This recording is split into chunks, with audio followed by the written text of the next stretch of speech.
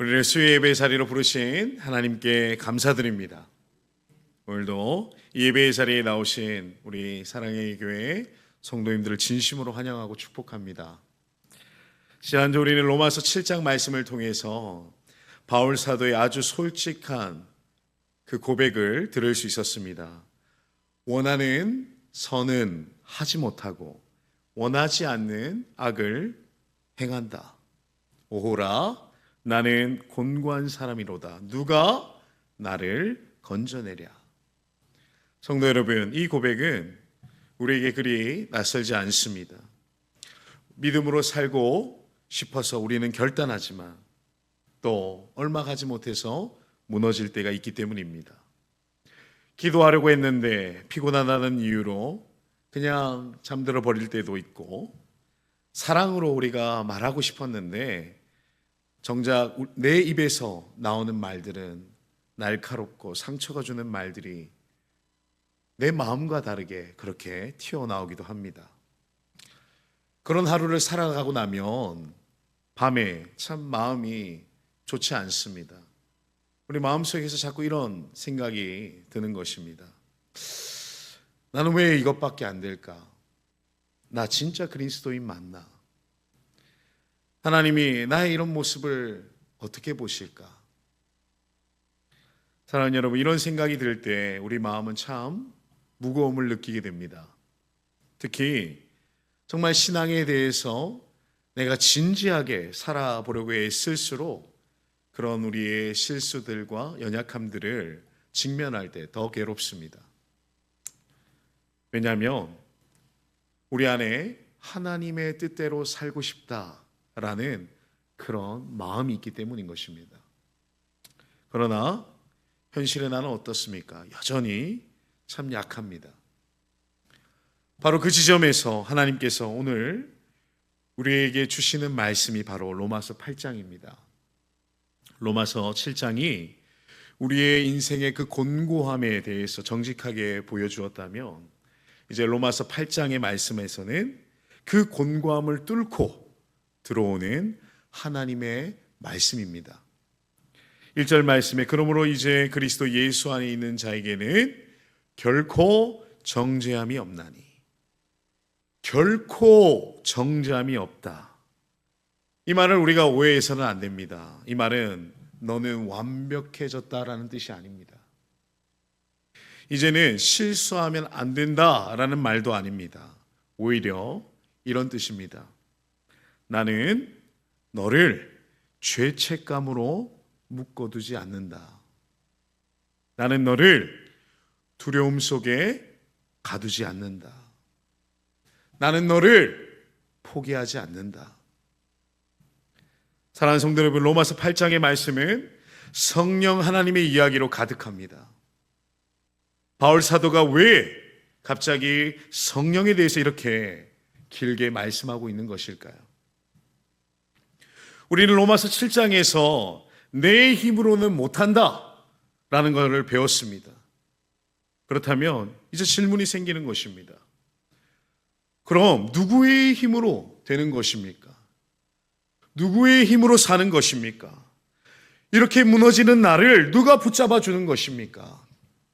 죄와 이 사망의 습관에서 누가 나를 꺼내 주실 수 있는 것입니까? 바울은 이 질문에 이렇게 대답합니다. 성령이 하십니다. 내가 나를 고치는 것이 아니라 하나님께서 내 안에 오셔서 나를 살리신다는 것입니다. 그래서 로마서 8장은 이렇게 말씀합니다. 정죄의 시대는 끝났다. 성령의 시대가 시작되었다.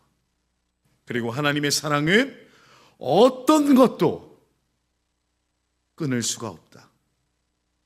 성도 여러분, 오늘 우리의 예배를 통해서 우리는 내가 더 강해지는 것이 아닙니다. 오늘 하나님이 우리에게 주시려는 은혜는 이것입니다. 지쳐있는 성도에게는 너는 혼자가 아니다라는 위로의 말씀, 죄책감에 눌려있는 성도에게는 정죄는 끝이 났다라는 자유의 말씀, 불안한 마음을 가지고 있는 성도에게는 하나님이 끝까지 너를 붙드신다 라는 확신의 말씀입니다. 혹시 오늘 예배의 자리에 이런 마음으로 오신 분이 계시지는 않습니까? 요즘 제 신앙이 너무 흔들립니다. 기도가 너무 안 됩니다. 또 넘어졌습니다. 하나님 앞에 차마 고개를 들 수가 없습니다. 사랑하는 여러분, 오늘 말씀은 그러한 우리를 향해서 시작합니다. 그러므로 이제 그리스도 예수 안에 있는 자에게는 결코 정죄함이 없나니.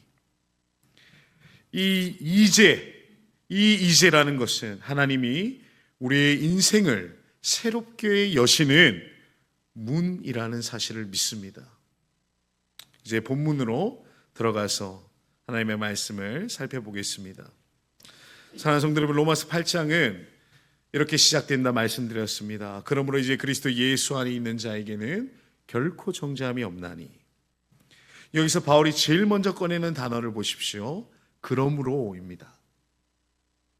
이 단어는 7장, 로마서 7장의 말씀에서 울부짖고 있었던 그 사람의 자리가 이어진다라는 뜻입니다. 오라 나는 곤고한 사람이로다. 이 사망의 몸에서 누가 나를 건져내랴. 그 절망의 끝에서 하나님께서 바로 이렇게 말씀하십니다. 그러므로 이제 결코 정죄함이 없다. 사랑하는 여러분, 이것이 우리가 가지고 있는 예수 그리스도의 복음입니다.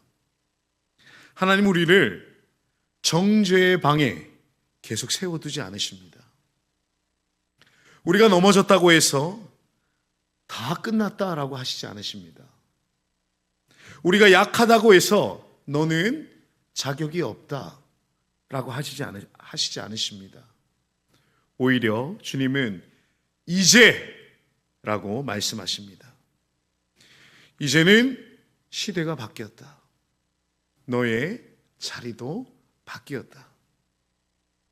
성도 여러분, 우리는 종종 이렇게 말합니다. 저는 너무 죄책감이 듭니다. 하나님이 저를 정죄하시는 것 같습니다. 그런데 이 죄책감이라는 감정은 매우 강하지만 그 감정이 진리일 때도 있고 아닐 때도 있습니다. 그래서 이 정죄는 감정이 아니라 판결인 것입니다. 그리고 오늘 본문은 분명하게 이렇게 말씀하고 있습니다. 그리스도 예수 안에 있는 자에게는 결코 정죄함이 없다. 판결이 그렇다는 것입니다. 왜 그렇습니까? 우리가 요즘 잘하기 때문이 아닙니다. 기도를 많이 했기 때문도 아닙니다. 우리가 어쩌다가 실수하지 않았기 때문도 아닙니다. 오직 하나입니다. 그리스도 예수 안에 있기 때문입니다. 그러므로 복음이라는 것은 나의 컨디션이 아니라 나의 위치를 말씀하고 있습니다. 오늘 내가 기도를 잘했느냐 못했느냐가 아니라 내가 지금 그리스도 안에 있느냐가 핵심인 것입니다. 그리스도 안에 있는 자에게는 하나님이 이미 선언해 놓으신 판결이 있습니다. 무죄, 정죄 없음. 바울은 2절 말씀에서 이 자유가 어떻게 가능한지에 대해서 설명합니다. 2절 말씀입니다. 이는 그리스도 예수 안에 있는 생명의 성령의 법이 죄와 사망의 법에서 너를 해방하였음이라. 아멘. 여기서 말하고 있는 법은 율법 조항만을 뜻하는 것이 아닙니다. 바울은 7장에서 마음의 법, 죄의 법, 다른 법 같은 표현을 계속 사용해 왔습니다. 그 말은 한마디로 이런 뜻입니다. 죄와 사망의 법이라는 것은 죄가 사람을 끌고 가서 결국 죽음과 절망으로 몰아넣는 그런 작동 원리라는 것입니다. 그러나 생명의 성령의 법은 성령께서 사람을 붙잡아서 생명과 자유로 이끌어 가시는 새로운 원리라는 것입니다. 성도 여러분, 죄 이 죄는 단지 나쁜 행동 몇 개가 아닙니다. 죄는 우리 안에서 자동으로 작동하는 힘처럼, 습관처럼 정말 내가 원하지 않아도 끌려가는 것입니다. 그래서 로마서 7장에서 바울이 원하는 선은 행하지 못하고 원하지 않는 악을 행한다라고 고백했던 것입니다. 그런데 8장은 이렇게 말씀합니다. 성령께서 너를 해방하셨다. 이것은 너 스스로 빠져나와라가 아닙니다. 너 더 열심히 해라가 아닙니다. 해방하셨다. 이미 풀어주셨다. 주어가 누구입니까? 성령입니다. 성령. 우리는 때로 죄와 싸우다가 지쳐서 이렇게 말하곤 합니다. 저는 의지가 약해서 안 됩니다. 저는 습관이 너무 강해서 이거 못 고칩니다. 저는 성격이 원래 이렇습니다. 하지만 오늘 말씀은 이렇게 말씀합니다. 맞아, 그래. 너는 혼자서 못해. 그래서 성령이 오신 거야. 그래서 성령이 해방하신 거야. 사랑하는 여러분, 정죄함이 없다라는 말을 들으면 어떤 분은 이렇게 걱정하기도 합니다. 그럼 마음대로 살아도 되는 것입니까? 마음대로 살아도 되는 것입니까? 당연히 아닙니다. 오히려 반대입니다. 정죄가 우리를 바꾸는 것이 아닙니다. 두려움이 거룩을 만들지 못합니다. 정죄는 사람을 숨게 만들고 죄책감은 사람으로 하여금 포기하게 만듭니다. 두려움은 사람을 위선으로 몰아갑니다. 그러나 하나님의 은혜는 우리를 일으켜 세웁니다. 그 자리에 있는 우리를 향해서 너는 내 아들이다, 내 딸이다, 다시 와라, 내가 너를 붙든다. 성도 여러분, 정죄가 끊어진 자리에서 드디어 가능해진 게 있습니다. 이게 무엇입니까? 바로 회개가 쉬워집니다. 다시 하나님께 가는 길이 열리는 것입니다. 끝났다가 아니라 다시 시작하자가 되는 것입니다. 사랑하는 성도 여러분, 오늘 이 말씀을 이렇게 한 문장으로 붙잡으면 좋겠습니다. 내 마음이 나를 정죄해도 하나님은 나를 정죄하지 않으신다. 왜 그렇습니까? 그리스도 예수 안에 있는 자에게는 결코 정죄함이 없기 때문입니다. 오늘 예배 가운데 우리 마음에 이런 기도가 드려지기를 축복합니다. 주님, 저는 자꾸만 제 자신을 정죄합니다. 그런데 주님께서 정죄가 없음을 선포하셨습니다. 그렇다면 그 주님의 선언을 믿고 다시 주님께 나아갑니다. 생명의 성령의 법으로 생명의 성령의 하나님께서 저를 붙들어 주시옵소서.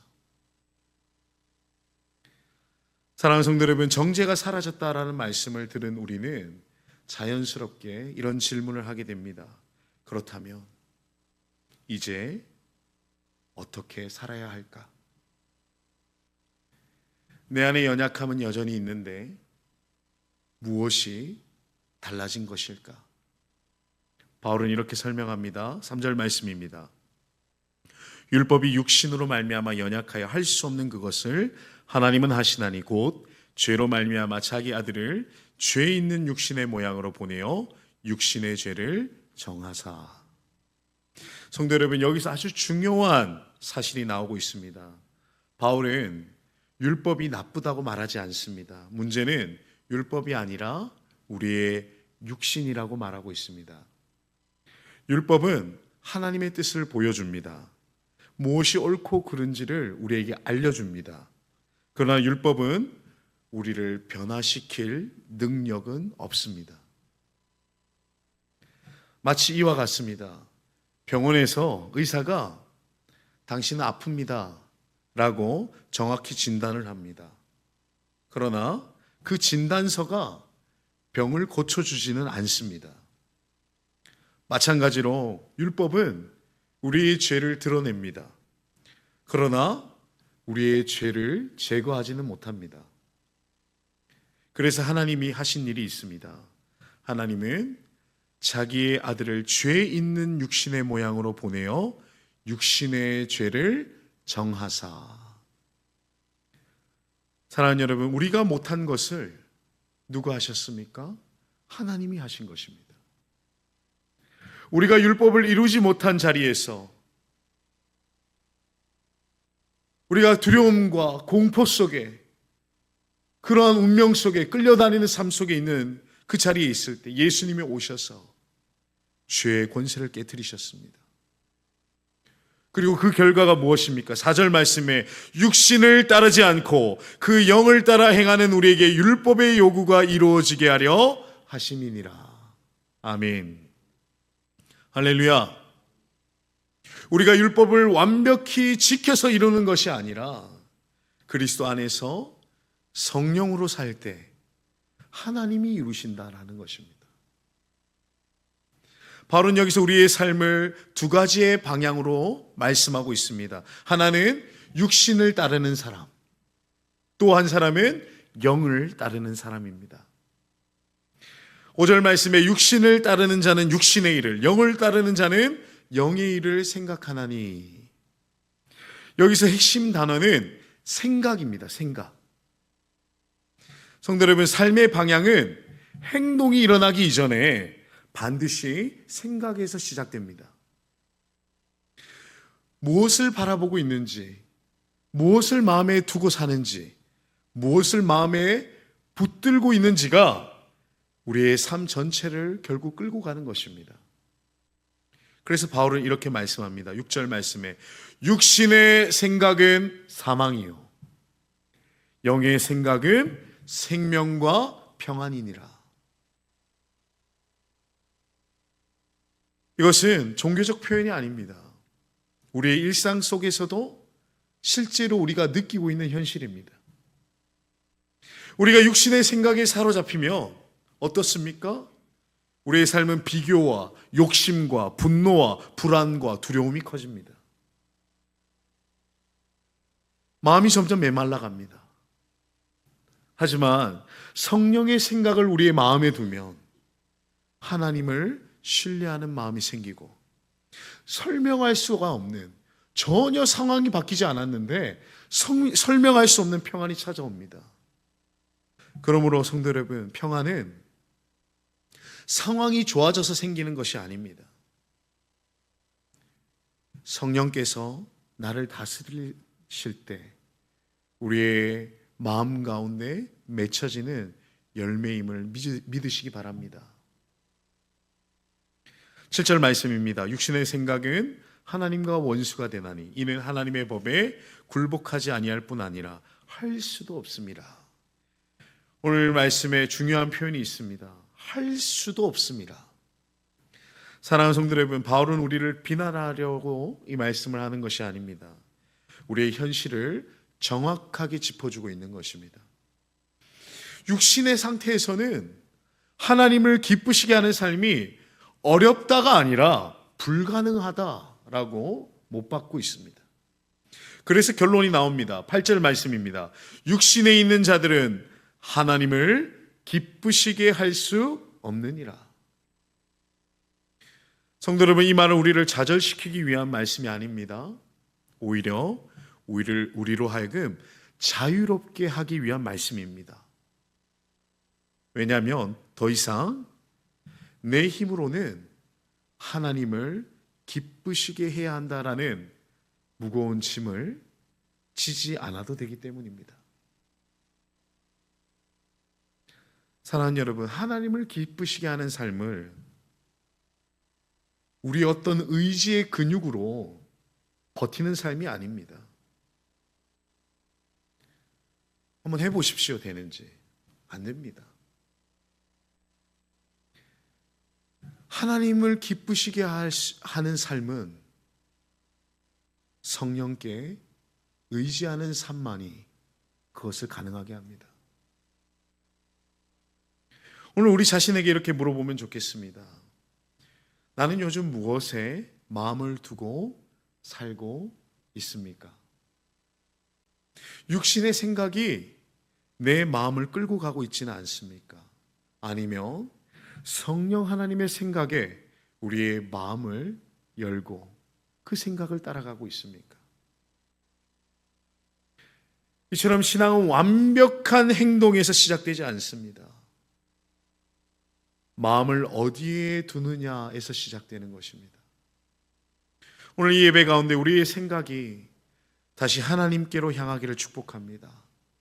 주님, 제 생각을 다스려 주십시오. 육신의 끌림이 아니라 성령의 인도함을 따르기를 원합니다. 생명과 평안 가운데 살게 하여 주시옵소서. 사랑하는 성도 여러분, 바울은 이제 우리의 삶의 방향뿐만이 아니라 우리의 정체성에 대해서 말씀합니다. 우리가 누구며 하나님 앞에서 어떤 존재인지에 대해서 말씀합니다. 9절 말씀입니다. 만일 너희 속에 하나님의 영이 거하시면 너희가 육신에 있지 아니하고 영에 있나니 누구든지 그리스도의 영이 없으면 그리스도의 사람이 아니라. 오늘 이 말씀은 우리에게 아주 중요한 기준을 제시하고 있습니다. 그리스도인이 누군가? 완벽하게 사는 사람입니까? 실수가 없는 사람입니까? 아닙니다. 그리스도인은 하나님의 영이, 성령이 그 안에 거하시는 사람이 그리스도인입니다. 그 사람이 그리스도의 사람입니다. 이 말은 우리의 정체성이 오늘의 나의 컨디션, 내 감정, 성공, 실패에 의해 결정되지 않는다라는 뜻입니다. 오늘 내가 기도를 잘 못해도, 오늘 마음이 내가 흔들려도, 오늘 내가 넘어졌어도 성령이 우리 안에 계시면 우리는 여전히 하나님의 사람입니다. 그리고 바울은 놀라운 소망의 메시지를 우리에게 전합니다. 11절 말씀입니다. 예수를 죽은 자 가운데서 살리신 이의 영이 너희 안에 거하시면 그리스도 예수를 죽은 자 가운데서 살리신 이가 너희 안에 거하시는 그의 영으로 말미암아 너희 죽을 몸도 살리시리라. 아멘. 성도 여러분, 이것은 하나님께서 우리에게 주신 부활의 약속입니다. 예수님을 살리신 성령께서 내 안에 계시다면 나의 미래도 이미 결정된 것입니다. 생명입니다. 회복입니다. 영광입니다. 그럼 우리는 죽음으로 끝나는 존재가 아니라 부활로 이어지는 존재임을 믿습니다. 바울은 이어서 이렇게 말씀합니다. 12절 말씀입니다. 그러므로 형제들아, 우리가 빚진 자로 돼 육신에게 져서 육신대로 살 것이 아니니라. 사랑하는 여러분, 우리는 더 이상 죄에게 빚진 사람이 아닙니다. 죄에게 끌려다니며 살아야 할 이유가 없습니다. 왜 그렇습니까? 우리의 신분이 바뀌었기 때문입니다. 14절 말씀에 무릇 하나님의 영으로 인도함을 받는 사람은 곧 하나님의 아들이라. 이어서 복음의 가장 따뜻한 위로의 메시지가 선포됩니다. 15절 말씀입니다. 너희는 다시 무소하는 종의 영을 받지 아니하고 양자의 영을 받았으므로 우리가 아빠, 아버지라고 부르짖느니라. 아멘. 사랑하는 성도 여러분, 이것이 우리 기독교 신앙의 중심입니다. 우리는 하나님을 두려운 주인으로만 부르는 존재가 아닙니다. 하나님을 아버지라고 부르는 존재입니다. 아빠, 아버지. 이 호칭이 거리감이 있는 호칭입니까? 아닙니다. 가장 가까운, 가장 친밀한 부름입니다. 종은 어떻습니까? 종은 실수하면 벌을 걱정합니다. 그래서 종은 주인의 눈치를 볼 수밖에 없습니다. 종은 사랑보다 그래서 두려움으로 움직이는 것입니다. 하지만 자녀는 다릅니다. 넘어져도 돌아갈 집이 있습니다. 실수해도 품어줄 아버지가 있습니다. 그 관계가 끊어지지 않습니다. 사랑하는 여러분, 하나님은 우리를 종으로 대하지 않으십니다. 우리를 자녀로 부르셨습니다. 16절 말씀입니다. 성령이 친히 우리의 영과 더불어 우리가 하나님의 자녀인 것을 증언하시나니. 성도 여러분, 신앙생활을 하다 보면 설명하기 어려운 순간이 있습니다. 말씀을 듣는데 마음이 뜨거워지고 따뜻해지는 순간이 있습니다. 기도할 때 막 눈물이 차오르는 시간이 있습니다. 또 정말 하나님이 정말 가까이 나와 계시는 것 같다라는 그렇게 느껴지는 순간들이 있습니다. 그것이 바로 성령의 증언입니다. 너는 하나님의 자녀다. 성령께서 우리의 마음 깊은 곳에서 확인해 주시는 것입니다. 그리고 자녀라면 무엇입니까? 17절 말씀에 자녀이면 또한 상속자, 곧 하나님의 상속자요, 그리스도와 함께 한 상속자니 우리가 그와 함께 영광을 받기 위하여 고난도 함께 받아야 할 것이니라. 우리는 단지 구원받고 끝나는 존재가 아닙니다. 하나님의 나라를 함께 누리게 될 상속자라고 말씀합니다. 그리스도와 함께 영광을 나눌 존재로 우리의 신분이 바뀌어졌다는 것입니다. 물론 바울 사도는 현실도 말씀합니다. 영광을 받기 위하여 고난도 함께 받아야 할 것이니라. 우리의 신앙의 길에는 어려움이 있습니다. 세상 속에서 믿음을 지키는 일이 쉽지 않습니다. 때로는 외롭고 때로는 흔들리고 때로는 눈물 날 때도 있습니다. 그러나 성도 여러분, 고난은 끝이 아닙니다. 영광으로 이어지는 길입니다. 사랑하는 성도 여러분, 오늘 하나님께서 이 말씀을 통해 우리에게 물으십니다. 나는 아직도 하나님 앞에서 종처럼 살고 있지는 않습니까? 두려움과 정죄 속에 머물러 있지는 않습니까? 정말 내가 자녀로서 하나님을 아빠, 아버지라고 부르고 계십니까? 오늘 이 자리에서 이렇게 고백할 수 있기를 축복합니다. 아빠, 아버지, 저는 종이 아니라 하나님의 자녀입니다. 성령으로 저를 붙들어 주시고 고난 속에서도 영광의 소망을 바라보게 하옵소서. 사랑하는 성도 여러분, 이제 바울의 시선은 우리의 현재의 삶 전체로 넓어져 있습니다. 정죄에서 자유롭게 되었고 성령 안에서 하나님의 자녀가 되었지만, 그렇다면 우리의 현실은 어떻습니까? 여전히 힘듭니다. 여전히 눈물이 납니다. 여전히 고난이 있습니다. 바울은 그것을 우리에게 숨기지 않습니다. 오히려 이렇게 말씀합니다. 생각하건대 현재의 고난은 장차 우리에게 나타날 영광과 비교할 수 없도다. 성도 여러분, 바울은 우리만 힘든 것이 아니라고 말씀합니다. 온 피조물이 함께 탄식하고 있다고 말씀합니다. 22절 말씀에 피조물이 다 이제까지 함께 탄식하며 함께 고통을 겪고 있는 것을 우리가 아느니라. 성도 여러분, 세상은 완전하지 않습니다. 관계도, 몸도, 환경도, 상황도 완전하지 않습니다. 그래서 우리 역시 탄식하게 됩니다. 그러나 이어지는 중요한 메시지가 이렇게 말씀합니다. 23절 말씀입니다. 그뿐 아니라 또한 우리 곧 성령의 처음 익은 열매를 받은 우리까지도 속으로 탄식하여 양자될 것, 곧 우리 몸의 속량을 기다리느니라.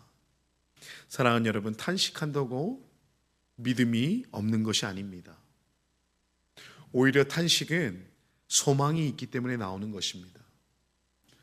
완전한 회복, 완전한 치유, 완전한 영광을 우리가 기다리고 있기 때문입니다.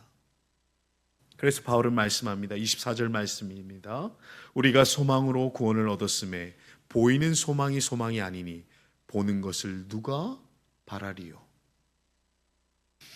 신앙이라는 것은 지금 모든 문제가 해결된 삶이 아니라는 것입니다. 신앙은 소망을 붙들고 기다리는 삶입니다.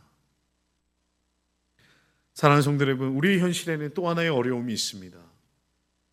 힘들 때조차 때로는 기도하기도 버거울 때가 있습니다. 기도하고 싶은데 말이 나오지 않습니다. 마음이 꽉 막혀 있는 것 같습니다. 너무 무겁습니다. 어떻게 기도해야 할지 도저히 모르겠습니다. 그런데 하나님은 여기서도 우리를 혼자 두지 않으십니다. 26절 말씀입니다. 이와 같이 성령도 우리의 연약함을 도우시나니 우리는 마땅히 기도할 바를 알지 못하나 오직 성령이 말할 수 없는 탄식으로 우리를 위하여 친히 간구하시느니라. 아멘. 이 말씀은 얼마나 우리에게 큰 위로인지 모릅니다. 사랑하는 여러분, 우리가 기도를 못할 때에도 성령께서는 기도를 멈추지 않으십니다. 우리가 눈물만 흘릴 때에도 성령은 하나님 앞에서 우리를 위해서 간구하십니다.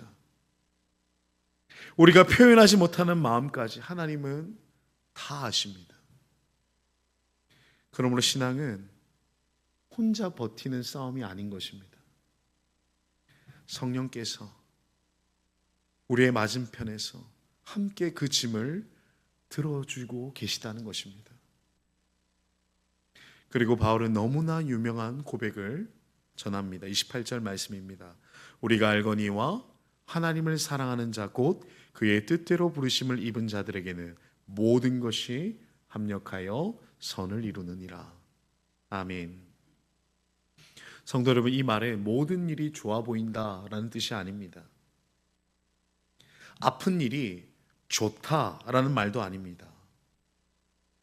이 말씀의 뜻은 이것입니다.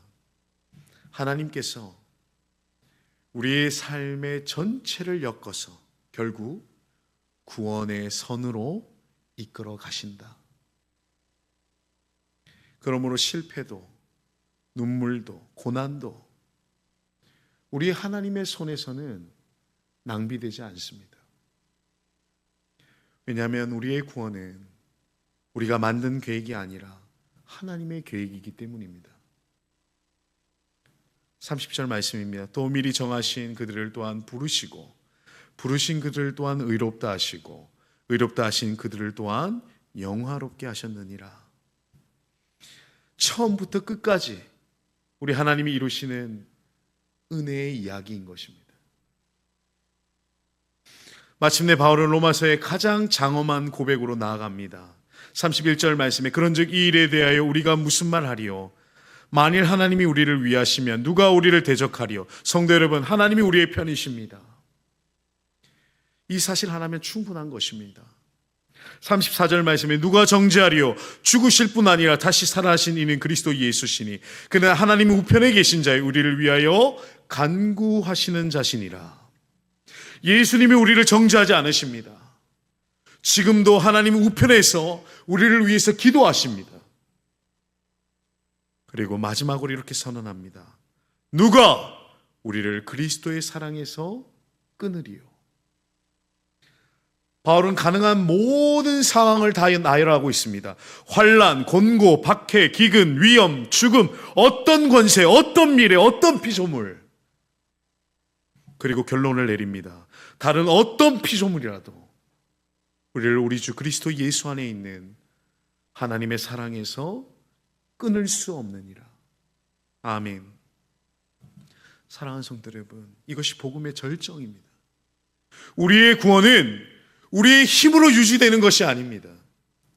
하나님의 사랑이 우리를 붙들고 있기 때문에 흔들리지 않는 것입니다. 그러면 오늘 마음속에 이러한 확신이 자리 잡기를 축복합니다. 내 상황이 나를 하나님에게서 끊어놓지 못합니다.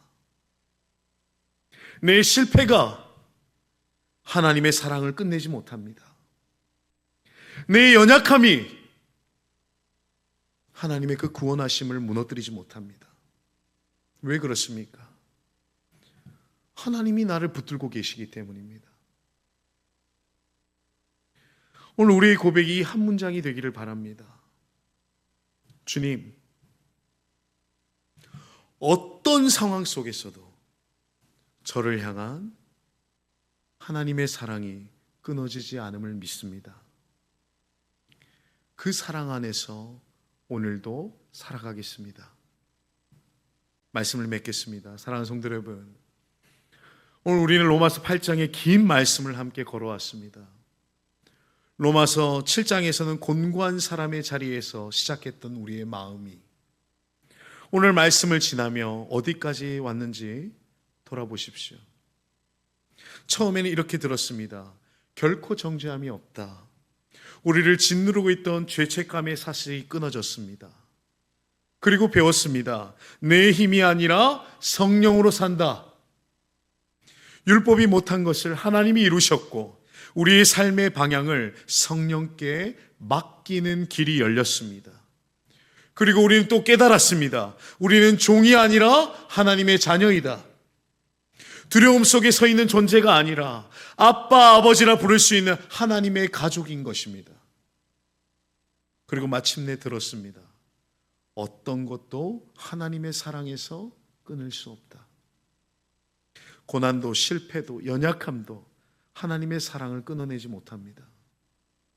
사랑하는 여러분, 이 모든 메시지를 한 문장으로 묶으면 이것입니다. 나는 정죄 아래에 있는 사람이 아니라 성령 안에서 사랑받는 하나님의 자녀입니다. 결국 신앙의 핵심은 내가 얼마나 강해졌느냐가 아닙니다. 얼마나 완벽하게 살고 있느냐도 아닙니다. 우리의 신앙의 중심은 이것입니다. 하나님이 나를 붙들고 계신다. 그래서 우리가 넘어져도 끝이 아니고 우리가 흔들려도 버려지지 않고 고난 속에서도 무너지지 않습니다.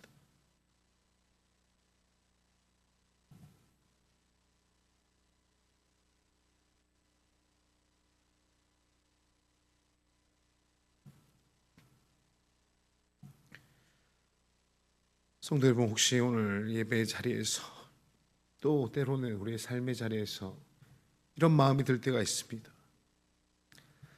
나는 참 아직 부족합니다. 나는 여전히 연약합니다. 주님, 나는 너무 많이 흔들립니다. 그러나 하나님은 오늘 우리에게 이렇게 말씀하십니다. 그래도 나는 너를 정죄하지 않는다. 그래도 나는 너를 내 자녀라 부른다. 그래도 나는 너를 사랑해서 끊지 않는다. 이 확신이 오늘 우리의 심령 깊은 곳에 새겨지시기를 축복합니다. 그래서 이번 한 주를 살아가시면서 우리가 붙들어야 할 고백이 있다면 이것 하나면 충분합니다.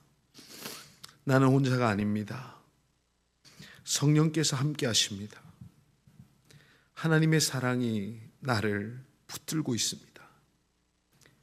이 확신 속에서 평안을 누리시고 소망 가운데 걸어가시며 하나님의 사랑에 감동하며 살아가시는 사랑의 교회 모든 성도님들 되시기를 주님의 이름으로 축복합니다. 기도하겠습니다.